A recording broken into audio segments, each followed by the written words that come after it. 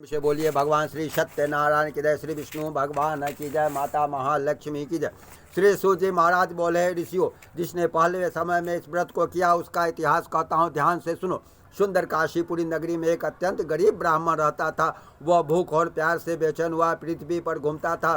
ब्राह्मणों से प्रेम करने वाला श्री भगवान ने ब्राह्मण को दुखी देखकर बूढ़े ब्राह्मण का रूप धारण कर उसके पास जा आदर के साथ पूछे, हे ब्राह्मण, तुम नित्य ही दुखी होकर पृथ्वी पर क्यों घूमते हो? हे श्रेष्ठ ब्राह्मण, यह सब मुझसे कहो, मैं सुनना चाहता हूँ। ब्राह्मण बोला, मैं गरीब हूँ, ब्राह्मण हूँ, भिक्षा के लिए पृथ्वी पर घूमता हूँ। हे भगवान, यदि आप इसे छुटकारे का उपाय जानते हो तो कृपा कर कहो। वृद्ध ब्राह्मण बोला कि श्री सत्यनारायण भगवान मनोनुकूल फल देने वाले हैं, इसलिए हे ब्राह्मण, तू उनका पूजन कर, जिसके करने से मनुष्य सब दुखों से मुक्त हो जाता। ब्राह्मण को व्रत का सारा विधान बतलाकर बूढ़े ब्राह्मण का रूप धारण करने वाले भगवान श्री सत्यनारायण अंतर्ध्यान हो गए। जिस व्रत को वृद्ध ब्राह्मण ने बतलाया है मैं उसको अवश्य करूंगा, यह निश्चय करने पुरुष वृद्ध ब्राह्मण ने बतलाया है मैं उसको अवश्य करूंगा, यह निश्चय करने पर उस ब्राह्मण को रात में नींद नहीं आई। वह सवेरे उठकर श्री सत्यनारायण भगवान के व्रत का निश्चय कर भिक्षा के लिए चल दिया। उस दिन उसको भिक्षा में बहुत धन मिला। अगर श्रद्धा से कोई कह दे जो हमें ये काम करना है मंगलवार को, बुधवार को, बृहस्पतिवार को, वह काम अगर भगवान के लिए कह दे वह बस पूरा होता है। लोग कहते हैं आज भगवान नहीं है। मैं कहता हूँ कोई रात आज सोने के लिए चला जाए, भगवान से सिर्फ श्रद्धा से कह दे जो भगवान हमको 4 बजे जगा दीजिएगा, देखिएगा उसकी आँख खुल जाती है 4 बजे। कह दे जो 2 बजे रात में जगा दीजिएगा, भगवान हैं। लेकिन आप जैसे देखिएगा, एक आदमी लड्डू गोपाल आजकल हर घरों में रहता है ना, लड्डू गोपाल घर में रखा हुआ था, उनको बउआ समझता था, बच्चा समझता था। एक बार उसके घर में चोरी हो गई, उसके घर में चोरी हो गई। वहाँ शायद का भगवान आप हमारे घर में थे, चोरी कैसे हो? भगवान कहते मेरी क्या गलती, हम तो बच्चा है, तो बच्चा चोर को क्या बिगाड़ेगा? पत्थर को पत्थर मत समझिए, पत्थर समझेगा वह पत्थर लेगा, भगवान समझेगा आपको फल मिलेगा। मूर्ति दुकान में रखी हुई है वो भगवान नहीं है। भगवान आपके घर में आते हैं, आपके भाव को देख करके तब वह भगवान बनते हैं। लेकिन आजकल तो लोग समझते हैं जब भगवान, वह सोच लिया जो मैं पूजा कर, सवेरे उठकर वह श्री सत्यनारायण के व्रत का निश्चय कर लिया जो मैं व्रत करूंगा, पूजन करूंगा। भिक्षा के लिए गया। उस दिन उसको भिक्षा में बहुत ज़्यादा धन मिला, जिससे बंधु बांधवों के साथ उसने भगवान श्री सत्यनारायण का व्रत किया। इसके करने से वह ब्राह्मण सब दुखों से छूटकर अनेक प्रकार के संपत्तियों से युक्त हुआ। उस समय से वह ब्राह्मण हर मास व्रत करने लगा। इस तरह सत्यनारायण भगवान के व्रत को जो कोई करेगा वह सब पापों से छूटकर मोक्ष को प्राप्त होगा। आगे जो पृथ्वी पर सत्यनारायण भगवान का व्रत करेगा वह मनुष्य सब दुखों से छूट जाएगा। इस तरह नारद जी से भगवान श्री सत्यनारायण का कहा हुआ है यह व्रत मैंने तुमसे कहा। हे ब्राह्मणों, अब और मैं क्या कहूँ? ऋषि बोले, हे मुनीश्वर, संसार में उस ब्राह्मण से सुनकर किस किस ने इस व्रत के किया हम सब सुनना चाहते हैं, इसके लिए हमारे मन में श्रद्धा है। श्री सूजी महाराज बोले, हे मुनियों, जिस जिसने इस व्रत को किया वह सब सुनो। एक समय वह वृद्ध ब्राह्मण धन और शर्त के अनुसार बंधु बांधवों के साथ व्रत करने को तैयार हुआ। उसी समय एक लकड़ी बेचने वाला बूढ़ा आदमी आया और बाहर लकड़ियों को रखकर ब्राह्मण के मकान में गया। प्यास से दुखी लकड़हारा उसको व्रत करते देखकर ब्राह्मण को नमस्कार कर कहने लगा, आप यह किसका पूजन व्रत कर रहे हैं? इस व्रत को करने से क्या फल मिलता है? कृपा कर मुझसे कहिए।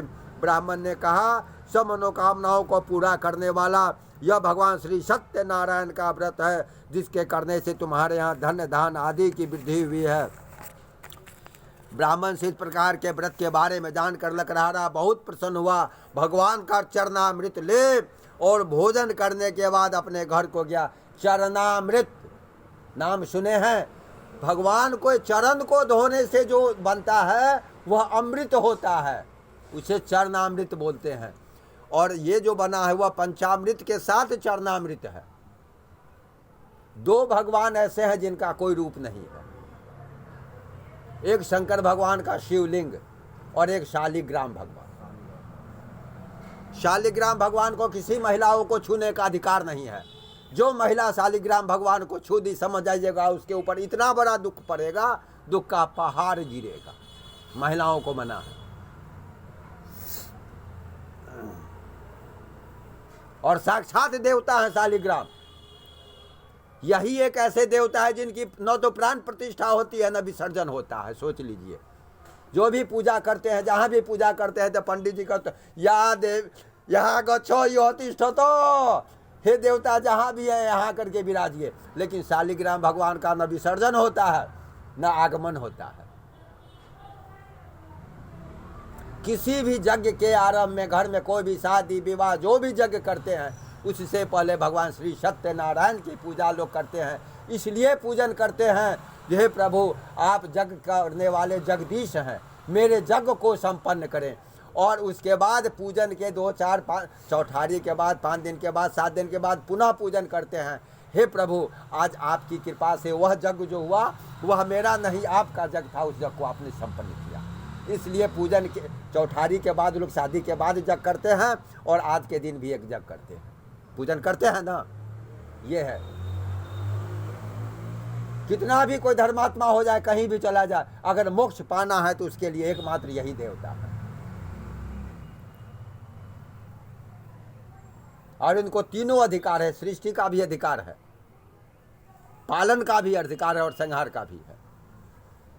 लेट उस समय हो रही थी, लेकिन मैं जो समझाने वाला बात है यह मैं समझा दूंगा, इसके लिए हमें कोई चिंता नहीं रहती है।